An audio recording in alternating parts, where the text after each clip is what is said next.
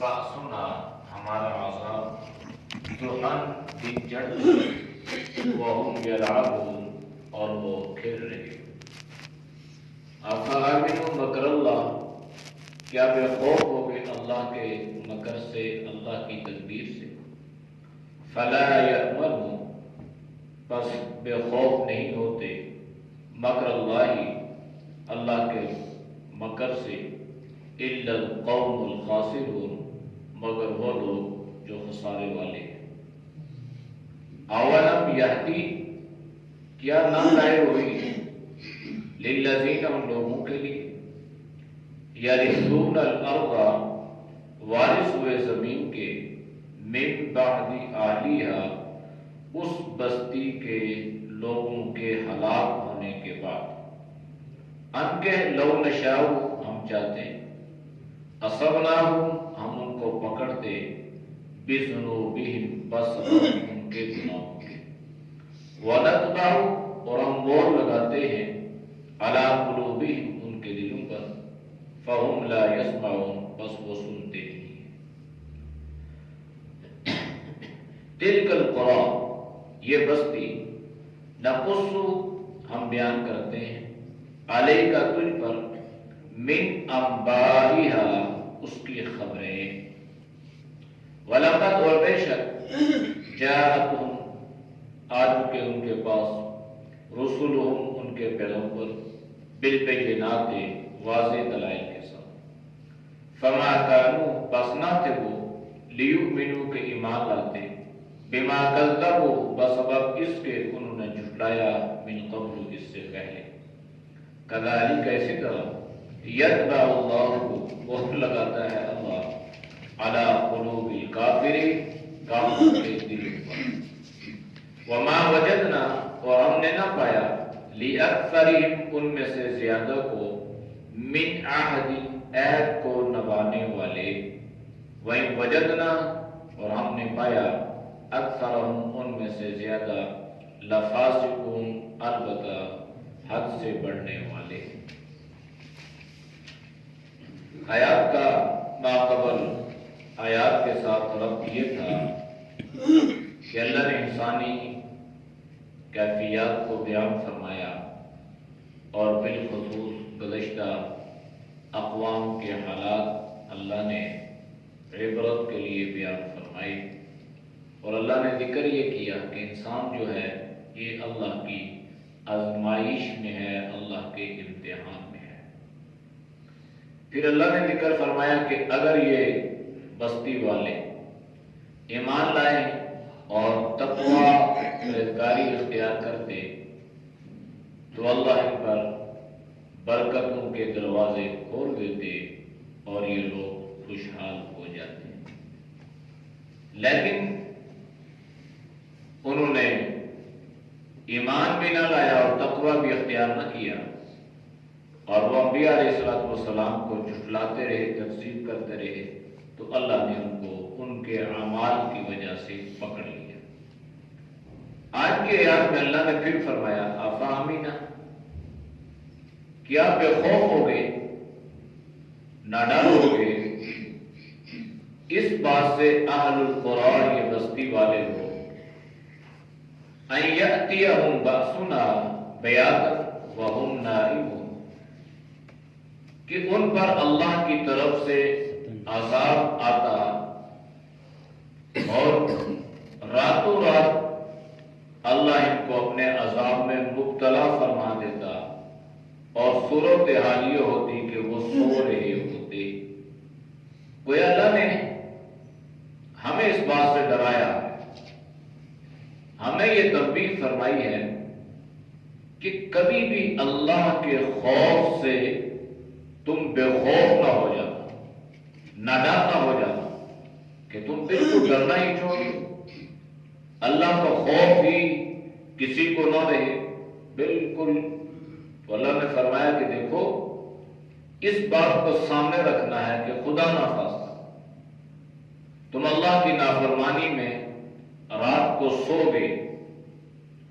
اور پھر اگلے دن بھی تمہارا یہی منصوبہ ہے کہ تم نے اللہ کی نافرمانی کرنی کسی قسم کی کیوں نہ ہو، تمہاری سوچ، تمہاری افکار، تمہارے اذہان اسی قسم کے ہیں، تو اللہ نے فرمایا کہ مبادہ یہ کہ راتوں رات ہی اللہ تمہیں اپنے عذاب میں مبتلا فرما دے۔ انسان سویا ہوا ہے، وہ اللہ کی پکڑ میں آ گیا۔ گزشتہ حالات تو اللہ نے قرآن میں ذکر فرمائے ہیں، لیکن ہم بھی اس دنیا میں ان چیزوں کے مشاہدے کرتے رہتے ہیں، سننے میں آتی ہیں، دیکھنے میں آتی ہیں کہ انسان کس طرح رات کو سویا اور اس کو اٹھنا بھی نصیب نہ ہوا اور اللہ نے اسے عذاب میں مبتلا فرمایا۔ ویسے تو موت اس سے تو انکار نہیں ہے، اور اللہ نے ایسی موت عطا فرمائے ایمان والی تو وہ تو بڑی سعادت کی بات ہے، لیکن اللہ ناراضگی والی موت عطا فرمائے، اللہ غصے اور قہر والی موت عطا فرمائے، اس سے تو پناہ مانگنی چاہیے۔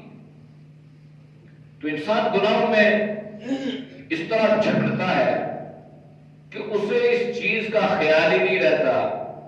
کہ میں گناہ کرنے جا رہا ہوں اور خدا نہ خواستہ کہ راستے میں میری موت آ جائے۔ انسان، ہم مسلمان ہیں، ہمارے معاشرے میں کتنے گناہ ہیں، زنا اور شراب بہت کثرت ہے، تو انسان یہاں سے منصوبہ بناتا ہے اور فلاں جگہ وہ جا رہا ہے، گاڑی ڈرائیو کر رہے، گاڑی کی ٹکر ہو گئی، حادثہ ہو۔ اب دیکھیں انما الاعمال بالخواتیم، اللہ تو انسان کی جو بخشش کا فیصلہ فرماتے ہیں وہ اس کے خاتمے پر فرماتے ہیں۔ پہلی زندگی اس کی اچھی تھی، بری تھی، لیکن اس کا اینڈ کیا ہے؟ تو اس لیے اللہ نے گویا یہ درس دیا ہے کہ اس سے بے خوف مت ہو، اللہ سے ڈرا کرو کہ ایسا نہ ہو راتوں رات اللہ کے قہر اور اللہ کے غضب کا شکار ہو جائے۔ أَوَأَمِنَ أَهْلُ الْقُرَىٰ أَن يَأْتِيَهُم بَأْسُنَا ضُحًى وَهُمْ يَلْعَبُونَ، یا یوں بھی ہو سکتا ہے کہ اس بات سے بھی تم بے خوف ہو گئے ہو، تمہارے دلوں میں یہ ڈر بھی نہیں رہا کہ تمہارے اوپر اللہ کا عذاب آئے ضحیٰ، سورج چڑھتے وقت دن کو، اور صورتحال یہ ہو کہ وَهُمْ يَلْعَبُونَ، اور وہ کھیل کود میں، تماشے میں، تجارت میں، جس میں بھی مصروف۔ تو انسان کھیل میں ہے، اللہ کا قہر اترا، اللہ کا غضب اترا، اور اسی حالت میں اللہ نے اس کو موت عطا کر دی۔ اور یہ کتنی بڑی بدبختی کی بات ہے، یہ ہمارے اللہ سمجھ دے تو اس کے لیے تھوڑی سی بات بھی کافی ہے، نہ سمجھ دے تو پورا قرآن بھی ان کے سامنے 1000 بار پڑھا جائے تو سمجھ میں نہیں آتی۔ یہ اکثر لوگ گاڑیاں ڈرائیو کرتے ہیں اور اس میں اونچی آواز سے گانے اور میوزک ہو رہی ہے، اور کتنی مرتبہ ایسا ہوا کہ اسی حالت میں ان کا حادثہ ہو گیا۔ ہم نے خود ایک جگہ، بہت پرانی بات ہے، مری میں بس کا ایکسیڈنٹ ہوا اور لاشیں پڑی ہوئی ہیں، اس گاڑی میں گانے لگے ہوئے، اب سن رہے ہیں۔ آخری ظاہری بات ہے کہ وہ کانوں میں وہی بول پڑے ہو گئے، تو جو بول کانوں میں پڑتے ہیں تو زبان پہ بھی وہی جاری ہوتے ہیں۔ اس لیے اللہ کے نبی نے فرمایا کہ جب کوئی بیماری کے حالت میں اس حد تک پہنچے کہ انسان زندگی سے مایوس ہونے لگے یا اس پر سکرات کا عالم طاری ہو جائے، بے ہوشی، بالکل موت کی کیفیت، تو اللہ کے نبی نے فرمایا کہ اس کے سامنے اونچی آواز سے کلمہ پڑھو، اس کو مت کہو کہ تم پڑھو، آپ پڑھیں تاکہ آپ کی آواز اس کے کانوں میں پڑے تو اللہ اس آواز کو اس کی زبان پہ جاری فرما دے۔ اب یہ بڑی حکمت ہے اللہ کی، یہ نہیں اللہ کے نبی نے فرمایا کہ اس کو خوب کہو کہ بھائی تم پڑھو، وہ پتہ نہیں کس کیفیت میں نہ پڑھ سکے، انکار کر دے۔ اور شیطان کی تو آخری دم تک یہی کوشش رہتی ہے نا کہ اس کو کلمے سے محروم کر دیا جائے، اس لیے اللہ کے نبی نے فرمایا کہ جب آخری وقت انسان کہتا ہے نا لا الہ، تو شیطان اس کو اسی پہ لگا کے رکھتا ہے، لا الہ کوئی معبود نہیں، کوئی، یعنی وہ آگے الا اللہ نہیں کہنے دیتا، اتنا زور یہاں تک وہ لگاتا ہے۔ اس لیے وہ سمجھتا ہے کہ اگر اس کی زبان پہ سے الا اللہ جاری ہو گیا تو اللہ کے نبی نے فرمایا من آخر کلام لا الہ الا اللہ محمد رسول اللہ فقد دخل الجنہ، جس کا آخری کلام لا الہ الا اللہ ہوگا اللہ نے اس کو جنت میں داخل فرما دیا۔ تو اس لیے یہ اللہ کے قہر اترتے ہیں، دلدلے آتے ہیں، سیلاب آتے ہیں، اللہ جھٹکے دیتا ہے، لیکن پھر بھی امت غفلت میں ڈوبی ہوئی ہے، اور اس قدر ہم اندھے ہو چکے ہیں اور غافل ہو چکے ہیں کہ یہ ساری جو چیزیں آتی ہیں یہ انسان کو جھنجھوڑنے کے لیے آتی ہیں، کہ اگر یہ معاملہ ان کے ساتھ پیش آیا ہے تو یہ آپ کے ساتھ بھی آ سکتا ہے۔ لہذا بے خوف مت ہو، اللہ کے خوف، اللہ کے قہر اور اللہ کے غضب سے ڈرو۔ افامنوا مکر اللہ، کیا یہ لوگ اللہ کے داؤ سے بھی بے خوف ہو گئے؟ مکر اللہ، اللہ کے بتاؤ ہے، اللہ کی بھی تدبیر ہے، اللہ کا بھی ایک منصوبہ ہے، اور اللہ کو منصوبہ بنانے کے لیے کوئی وقت نہیں چاہیے، اور نہ ہی اس کے لیے اللہ کسی کے مشورے کا پابند ہے۔ بس اللہ کن کے فیکون، اللہ کا قہر، اللہ کا غضب اترے اور اس پوری بستی، پورے شہر، پورے علاقے، پورے ملک اور پوری دنیا کو اللہ ایک لمحے میں لپیٹ کے رکھ دے۔ اللہ کے لیے کیا مشکل؟ اس لیے اللہ کا ڈر، اللہ کا خوف یہ بنیادی چیز ہے۔ فلا یأمن مکر اللہ الا القوم الخاسرون، کون بے خوف ہوتا ہے؟ سارے بے خوف نہیں ہوتے،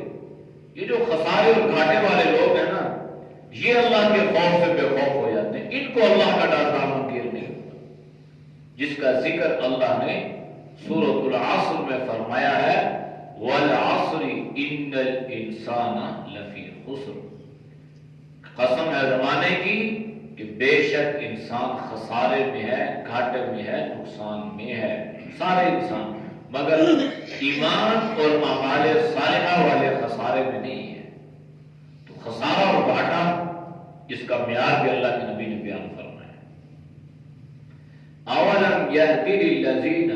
یرثون الارض من بعد اہلها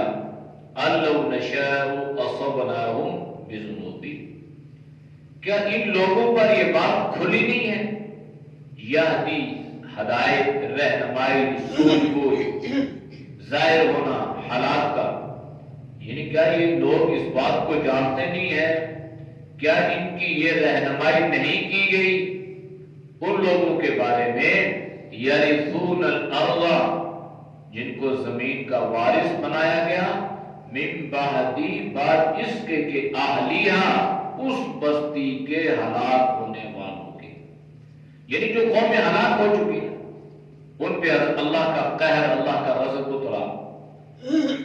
انہی بستیوں میں ان لوگوں نے محلات کو تعمیر کیا، انہی کھنڈرات پہ انہوں نے شہر کو آباد کر دیا۔ سائیوان میں ہڑپا نہیں ہے، کھنڈرات، اور وہاں پہ شہر آباد۔ اسی طرح کئی ایسی جگہ ہیں، خاص کر مدین اور ان علاقوں میں، جن علاقوں میں اللہ نے انبیاء علیہ السلام بھی زیادہ بھیجے اور ان پر اللہ کا عذاب بھی زیادہ اترا۔ جہاں انبیاء کم آئے وہ لوگ اللہ کے عذاب سے محفوظ رہے، جہاں زیادہ آئے نہیں مانی ان پہ اللہ کا عذاب بھی زیادہ اترا۔ تو اللہ نے فرمایا کہ یہ لوگ اس سے سبق حاصل نہیں کرتے، سوچتے نہیں ہیں کہ آج اس جگہ میں کھڑا ہوں، کل یہاں پہ کون تھا، اللہ نے اس کو کیوں ہلاک کیا، اللہ کا قہر اس پہ کیوں ہوتا، آسمان سے اس پر آگ کیوں برسائی گئی، اس پر پتھروں کی بارش کیوں ہوئی، زمین سے پانی کیوں ابلنا شروع ہوا اور زمین تندور کیوں بن گئی، ان پہ اللہ نے آندھی کو کیوں چلایا اور اس تیز آندھی کے ذریعے سے اللہ نے ان کو کیوں اپنے عذاب میں مبتلا کیا؟ کیا یہ ساری چیزیں انسان کے سامنے نہیں؟ کیا یہ چیزیں کھلی نہیں ہیں؟ اللہ نشاء اصبناہم بذنوبہم، اگر ہم چاہتے تو ہم انہیں اپنے گناہوں کی وجہ سے پکڑ لیتے۔ یہ اللہ فرما ہے، یعنی یہ جو لوگ اب نافرمانیوں پہ اترتے ہیں نا اور اللہ کی ربوبیت کو جاری کر کر کہتے ہیں کدھر ہے اللہ، کہاں ہے اللہ، مسلمانوں کا اللہ کدھر گیا؟ تو جب پھر اللہ کی طرف سے عذاب اترتا ہے، اللہ کے عذاب کا کوڑا برستا ہے نا، تو اللہ نے قرآن میں فَصَبَّ عَلَيْهِمْ رَبُّكَ صَوْتَ عَذَابٍ إِنَّ رَبَّكَ لَبِالْمِرْصَادِ، پھر ان پہ تیرے رب کے عذاب کا کوڑا برسا۔ یاد رکھنا اللہ گھات لگائے ہوئے ہیں، گھات کہتے ہیں جیسے کوئی انسان چھپ کے کنارے میں کھڑا ہو جائے نا کہ آدمی ادھر سے گزرے گا، اس کو اللہ نے فرمایا میں تمہاری اس لیے اللہ اس انتظار میں ہے، گھات لگائے ہوئے ہیں ایسے لوگوں کے جو اللہ کی نافرمانیاں کرتے بھی ہیں اور اس پہ اتراتے بھی ہیں۔ وَنَتْبَعُ عَلَىٰ قُلُوبِهِمْ فَهُمْ لَا يَسْمَعُونَ، ان کے گناہوں کی وجہ سے اللہ نے ان کے دل پر مہر لگا دی اور یہ سنتے نہیں۔ یہ سننے سے مراد ظاہر سننا نہیں ہے، یعنی حق بات سننے سے یہ لوگ محروم ہو گئے، ورنہ تو ان کی زبانیں بھی بڑی چلتی ہیں اور ان کے کام بھی بڑے چلتے ہیں، لیکن حق بات سے انسان محروم، سنت سے محروم ہو گیا، بدعات کو اپنا لیا، توحید سے محروم ہو گیا، شرک کے دل دادا بن گیا، دین کو چھوڑ دیا، رسم و رواج کو اس طرح گلے سے لگا لیا کہ اس کے بغیر انسان کا جینا ہی حرام ہے۔ جس چیز سے اللہ کے نبی نے نفرت کی آج ہم اس سے محبت کرتے ہیں، پھر یہ دعویٰ یہ کرتے ہیں کہ ہم محب رسول ہیں یا عاشق رسول ہیں۔ اللہ کے نبی نے بدعات سے نفرت فرمائی اور آپ نے ارشاد فرمایا آخری خطبے میں کہ میں زمانہ جاہلیت کی بدعات کو اپنے پاؤں تلے رون کے جا رہا ہوں۔ دین میں بدعات کی گنجائش ہے ہی نہیں۔ اب جس چیز کو اللہ کے نبی نے پاؤں تلے روندا، نفرت کا اظہار فرمایا، آج وہ ہماری مسجدوں میں بھی، آج وہ ہمارے گھروں میں بھی۔ یہ محرومی ہے، یہ دل پہ مہر ہے، اور کس کو مہر کہتے ہیں؟ قرآن سامنے نہیں ہے، حدیث کی شکل میں اللہ کے نبی کے فرمان سامنے نہیں، لیکن جب بدبختی غالب آتی ہے تو پھر سب کچھ ہونے کے باوجود اسے کوئی بات سمجھ میں نہیں آتی۔ تلک القری، یہ بستی ہے، نقص علیک من انبائها، ہم بیان کرتے ہیں تجھ پر اس کی خبریں، یعنی یہ جتنی بستیاں گزری ہیں نا، اللہ پاک نے ان ساری بستیوں کے حالات اور واقعات کو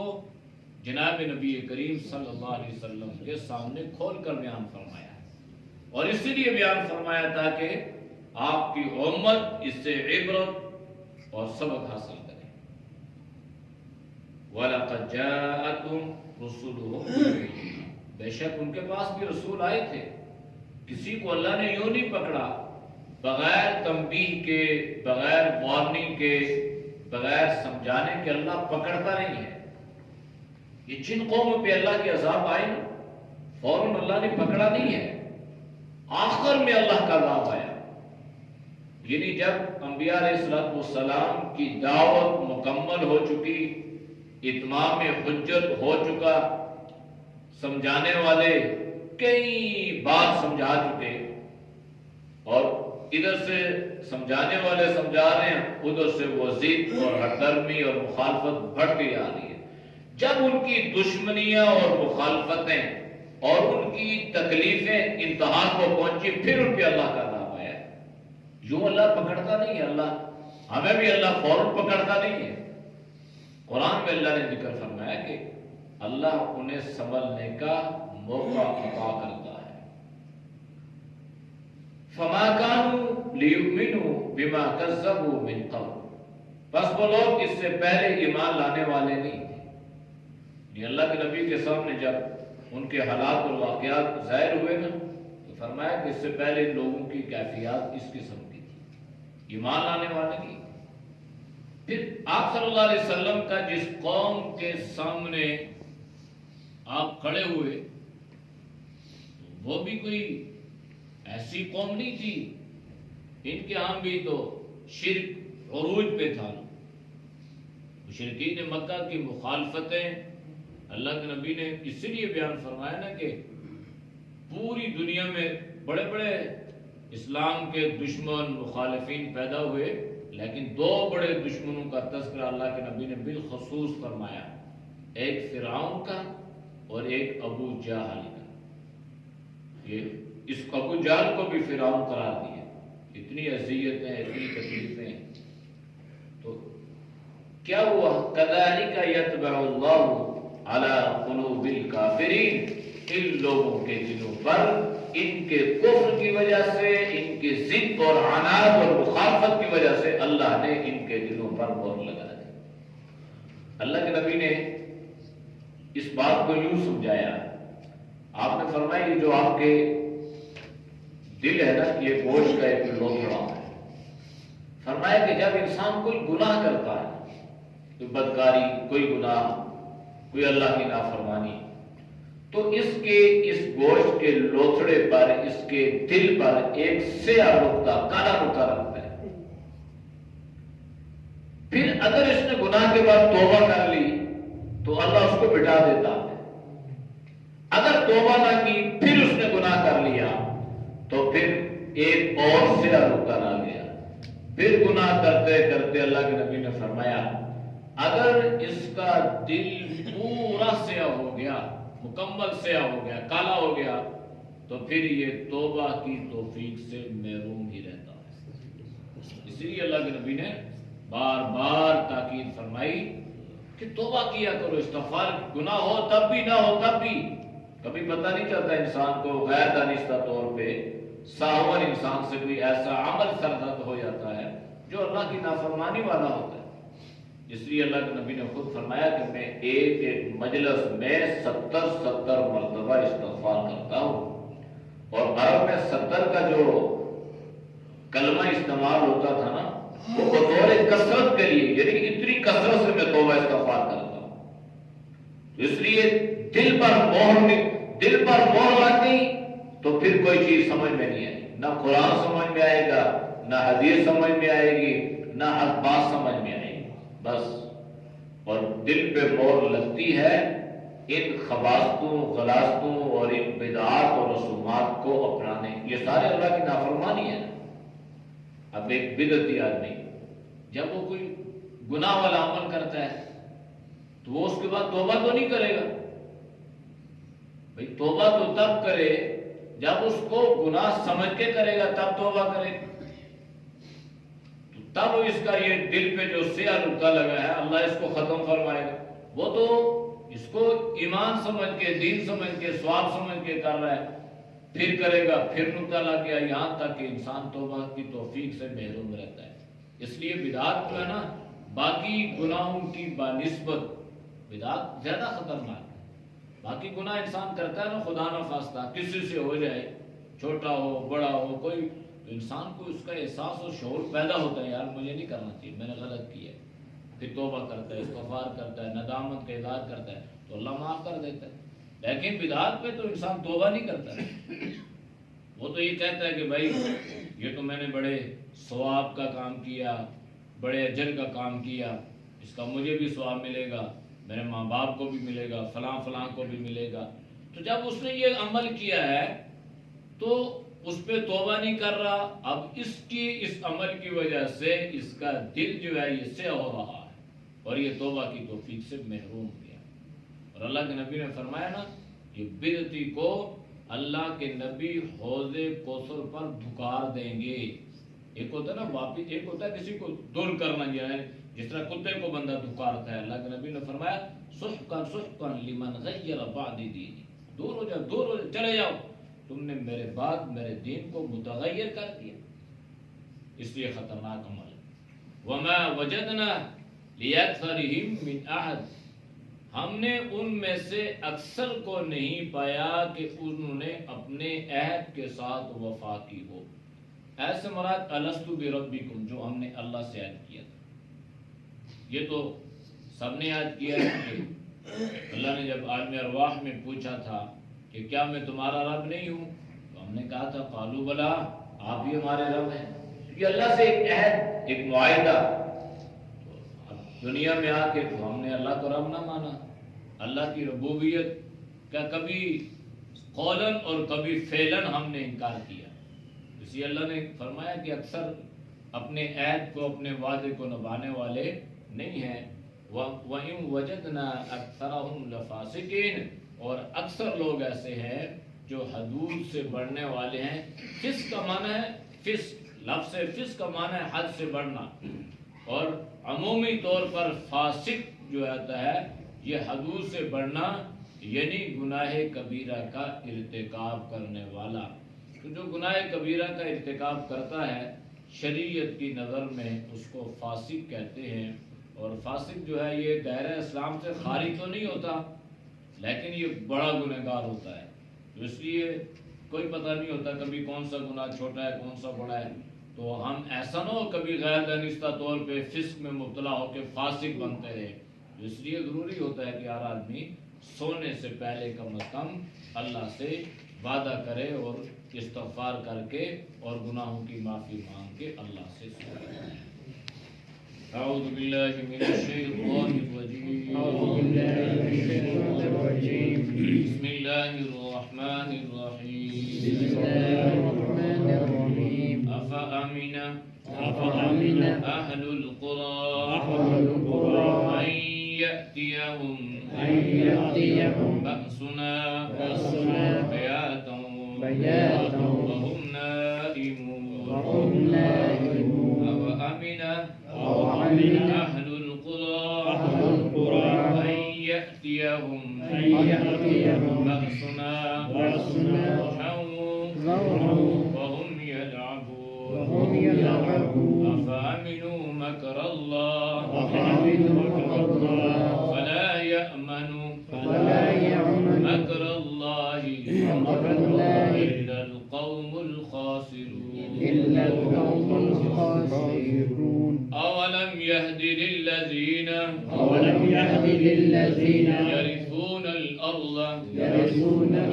من بعد أهلها أن لو نشاء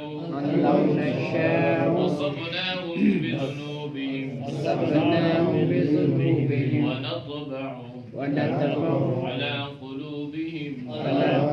فهم لا يسمعون، تلك القرى نقص عليك من أنبائها ولقد جاءتهم رسلهم بالبينات فما كانوا ليؤمنوا بما كذبوا من قبل كذلك يطبع الله على قلوب الكافرين وما وجدنا لأكثرهم من أحد وإن وجدنا أكثرهم لفاسقين۔ الحمد لله رب العالمين والعاقبة للمتقين والصلاة والسلام على رسوله الكريم۔ یا اللہ ہم سب کے صغیرۃ کبیرۃ ہم کو معاف فرما، گناہوں سے حفاظت فرما،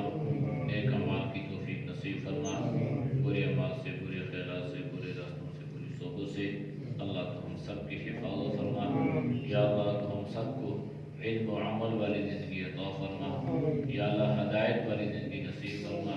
اے اللہ تقوی طہارت والی زندگی نصیب فرما، یا اللہ ہر طرح کی گمراہیوں سے، یا اللہ ہر طرح کے خباثتوں سے، غلافتوں سے، بدعات اور سب کی حفاظت فرما، یا اللہ پوری امت کی حفاظت فرما، ہمارے اس مسجد کے نمازی درس کے ساتھی یا اللہ اہل محلہ جتنے مسلمان دنیا سے رخصت ہو چکے ہیں، یا اللہ تو سب کی مغفرت فرما، یا اللہ تو سب کے درجات کو بلند فرما، یا اللہ سب کو مقام علیین نصیب فرما، یا اللہ جو موجود ہیں اللہ ان کی زندگی میں برکت عطا فرما، یا اللہ جو بیمار ہیں گھروں میں اسپتالوں میں ہیں، مرد ہیں عورتیں ہیں، یا اللہ اپنے فضل سے اپنے کرم سے یا اللہ تو سب کو صحت ایمان والی زندگی نصیب فرما، یا اللہ تو سب کے رزق حلال میں برکتیں عطا فرما، یا اللہ تو ہم سب کی جائز ضروریات کو پورا فرما، صلی اللہ تعالی علی نبی الامین